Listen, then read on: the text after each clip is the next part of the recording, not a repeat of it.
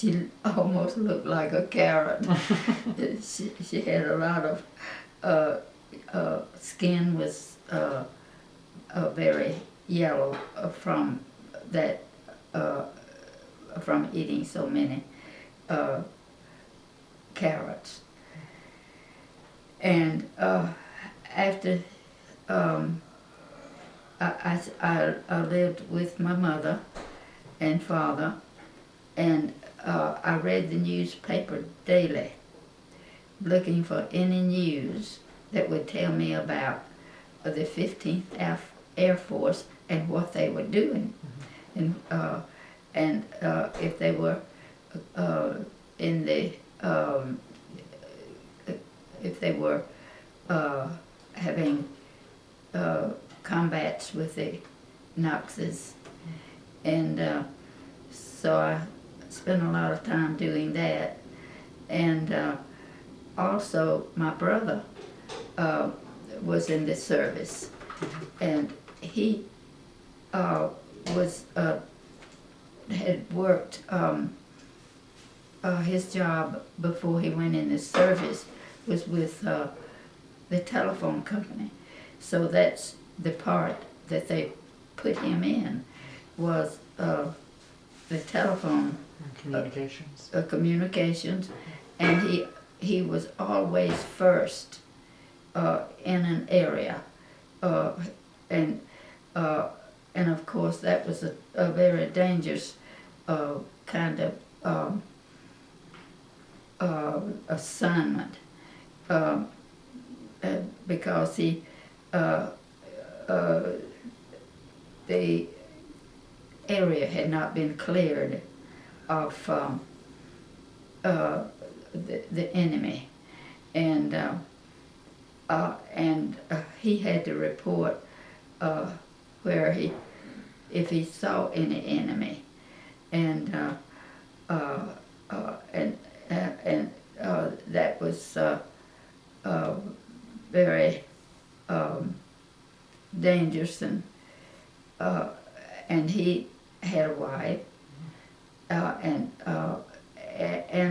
one child, and she lived with her mother, and she was just a little girl, and her name was Dolores, and I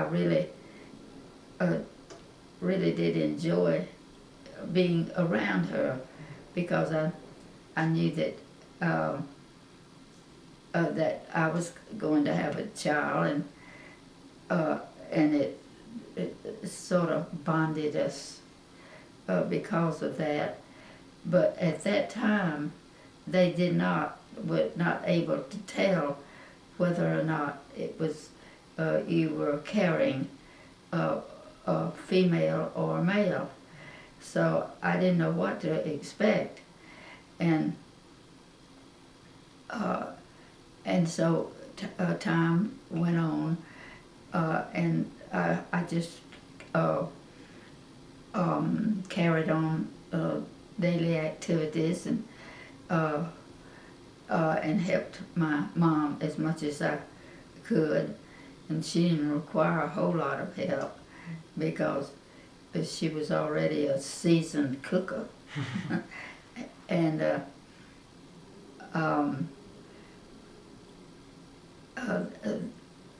and also she was able to cook fresh vegetables, because and that was good, because at time we had rationing. You could buy just so much of something, and so since we had a garden, and she was able to have turnip greens that she grew, and whatever other vegetables. I didn't really see a whole lot of rationing, and because she had the food already in a garden. And then I got news that Maurice was coming home, and I was so happy. And so he arrived. I was wondering, now, what is he going to think about the way I look? Because when he left, I was a slender person. And so when he came in, it was late at night, and it was just so wonderful to see him again. And it was almost time for Sandie to be born. And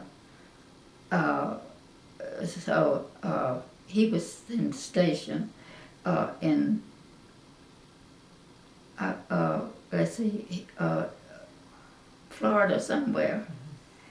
And I can't remember exactly. Maybe he told it where he was stationed. Where was he stationed? I think he said Tampa. I'm not. Tampa. I think so. Okay. I thought it was somewhere in that area. And then he stayed waiting for Sandie to be born, and she just wouldn't come.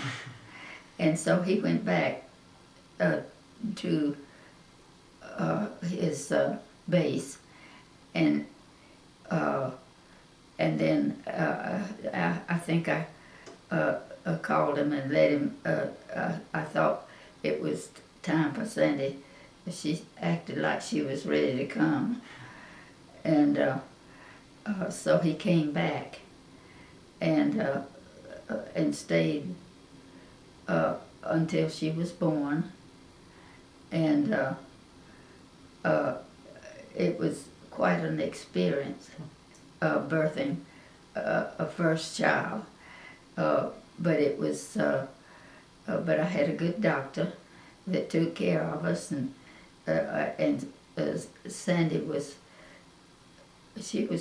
quite a big baby, and like I said, she had so much color because of eating so many carrots and other vegetables that made her skin that color. And we stayed at my mother's house until Sandie got to be about 6 weeks old, I think, somewhere in that neighborhood, and we had already decided that we were going back to the University of Georgia, and so we packed up our things, and Maurice bought a car. While he was overseas, everything that he sent me, all the money he sent me, I saved, and we had quite a bit of money saved, and so he was able to buy a little car, but it was not much. So we packed up and went to Athens, and to resume our education.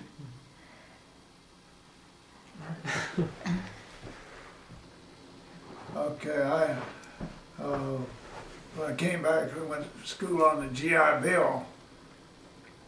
We went to Athens, and I went into law. Not particularly because I wanted to, but my daddy tried to get all of his 7 boys to go, and I was the last one. None of them would go, so I felt an obligation to go to law school. Never regretted it, but I never particularly wanted to be a lawyer. And at any rate, we were in '46. I went into law, and Frances stayed with Sandie the baby. She was a baby, and so I we got $120 a month with our uh, living expenses paid for by the GI Bill, and I supplemented that by several ways. One way was I would, me and a friend would go to Atlanta on war surplus sales. They had a lot of surplus in, and buy things and come back and resell them. I'd buy little clip-on, pretty colorful clip-on light fixtures over above, because in the apartments where we were living there was just a barracks. They had took some old barracks and rebuilt them there for apartments, and they were not too airtight or comfortable, and they had just bulbs hanging in, so I'd sold a lot of these. I'd go from door to door and sell these little snap-on fixtures, and Frances sold some magazines door to door, and so I went and bought me a Jeep, a nice, new, almost a new Jeep for about $400, and bought a trailer with it, a big trailer, one bigger than it was supposed to pull behind the Jeep, and I'd move marriage students in. When they would move, I'd move them in my Jeep, and I had side bodies on it, and charge them. And many times they would have a little more furniture than I could get on the Jeep, and I'd just tell them, on my trailer, and I'd just tell them, I said, well, I'll just move you for the dining room suite, or I move you for the couch, or whatever. So I wound up with a good bit of furniture like that, and I would dress it up and put it in the, we had a 2-bedroom apartment. I'd put it in 1 bedroom and fix it up, and then put it on sale, and they'd come and look at it, and I'd sell the furniture like that. And so I sold quite a bit of furniture, and also I contracted with a student that had graduated. He had a dry cleaning, a laundry and dry cleaning route, and he had contracted with the local laundry and dry cleaner company that they'd pay, I believe it was 33%, with a good profit on it, for to pick up and deliver laundry and dry cleaning. So he had a plywood trailer he used pulling behind his Jeep, and he had put some hangers, rods in there for hangers for dry cleaning, had doors on it, so it was a nice weatherproof trailer. So I bought that from him, gave him $100 for it, and bought his contract. And so that business got so profitable until I had to hire my brother Bruce, who was going to school at the same time there, and I had to hire him to help me pick up and deliver the laundry. But I had about 100 married couples there in trailers and old apartments they'd built from tore down barracks. And at any rate, then I bought some stamp machines. There was a stamp machines about that big, and they put 3-cent stamps in a little folder, and you stack these in on 2 channels in this machine, and you put your dime in there and pull a lever, and it would shoot one of these little folders out, and you'd have 9 cents worth of stamps. So I'd make 10% on each deal. But where I made the most money is when the chutes would clog up, and they put their dimes in there, and they pull it, and they couldn't get the stamps. So everybody keep putting the dimes in there till it filled the chutes up. And I go get my emptied, and I have 2 chutes full of dimes. So I made my money mostly by that way. At any rate, I put them in a dormitory, stuck them on buildings and they had a big picture of Uncle Sam on the front, and they were painted red, white, and blue, and a flag on it. So they thought it belonged to the post office. So I didn't have any trouble with anybody pilfering them.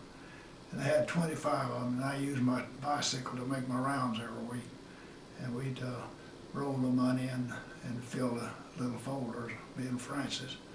And so that was another way I made. I made about $150 a month on the stamp machine. Then when I left, I sold it to a guy and got my money out of him. I believe I give $25 a piece for them. And so anyway, we got along financially real well. And the law school, I finished law school, And it was interesting, at that time, Sandie was about 18 months old. And so they made it possible for the wives of the soldiers to go to school on the GI Bill also.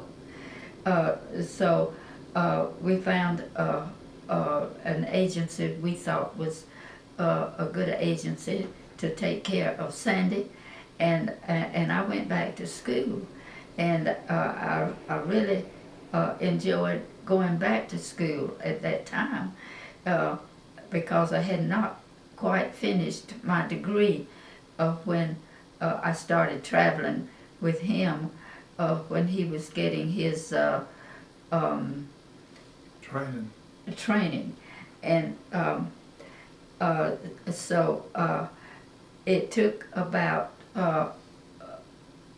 let's see, I went to school about took 4 quarters from 4 quarters. January to December, one solid year. You took 20 hours a quarter. And after I finished with my degree in that length of time, and I was going on the GI Bill, and just as soon as I finished my degree on the GI Bill, they cut that out. So that was an opportune time for me to go back to school to get my degree. So after I got my degree, I was ready to start working. You prepared for a teacher to Yeah, teach school. that's right, and took some wonderful courses. I thought I was going to be a science teacher. So at the time I got sick, and that I had mentioned before, I had that Streptococcus hemolytica, and I was going to school at that time, and I was taking bacteriology, and the professor told me that he thought that might be what I had. And so I said, he said, we'll find out, because I was taking bacteriology, and he says, we'll get a plate, and we'll swab your throat and put it on the Microscope. under the microscope, and see what you've got. And he said, well, you really did have Streptococcus hemolytica, and hemolytica meaning that it was a blood disease. And he says you were very lucky to have had the kind of medication that you did to cure this. So from then on, I was happy that I was taking that course, so that I found out for sure what I had. Now, getting back to our living in Athens, and did you have any more to say about that? Well, we just got through 46 and 47. We finished and we graduated in June of 48 together and got our bachelor's, and then we moved to Valdosta in the winter of 47. In December, we moved to Valdosta. And you got a job teaching in Oak Grove, a little country school, but you were teaching home economics, you remember? At any rate, it was a job. And this 48 was a recession. And lawyers were a dime a dozen.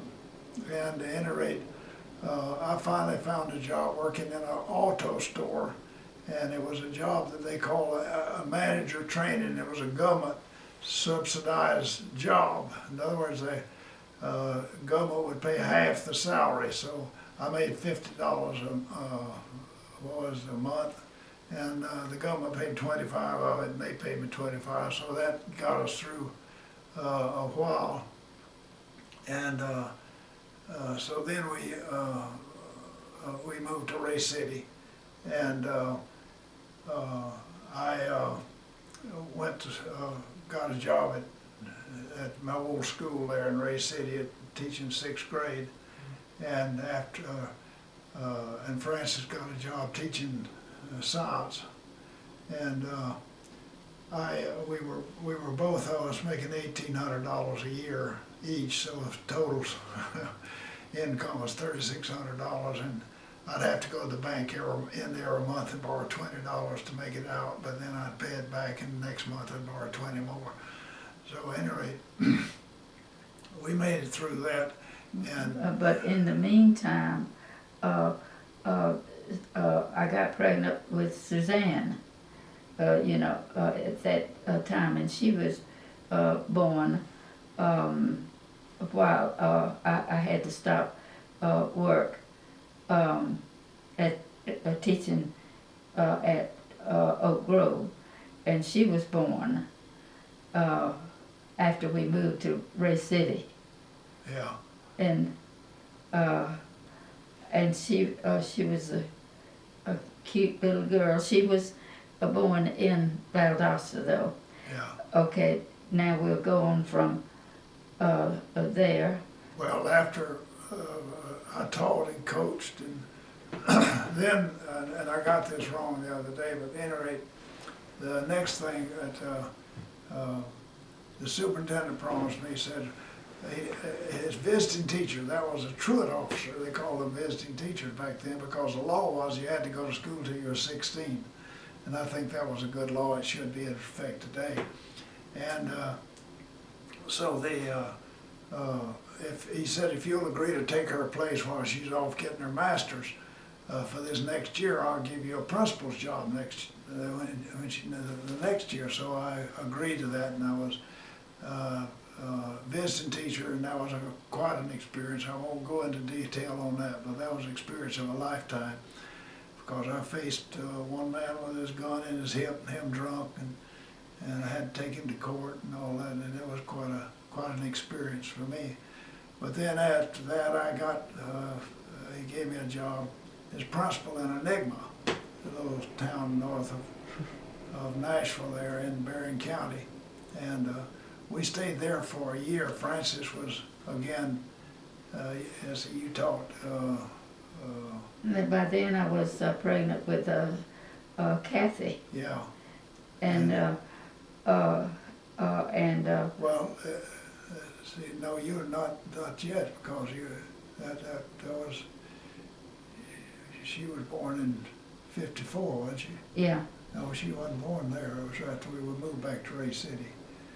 But at any rate, in 49, we started, I started teaching in 49, and then in 50 I went to Enigma, and or 51, and we stayed up there a year, and then came back to Ray City, and was made principal there after 1 year of teaching there and being principal in Enigma. And so there we, in 49, and Francis taught again with me at Ray City, and that's where Suzanne was born.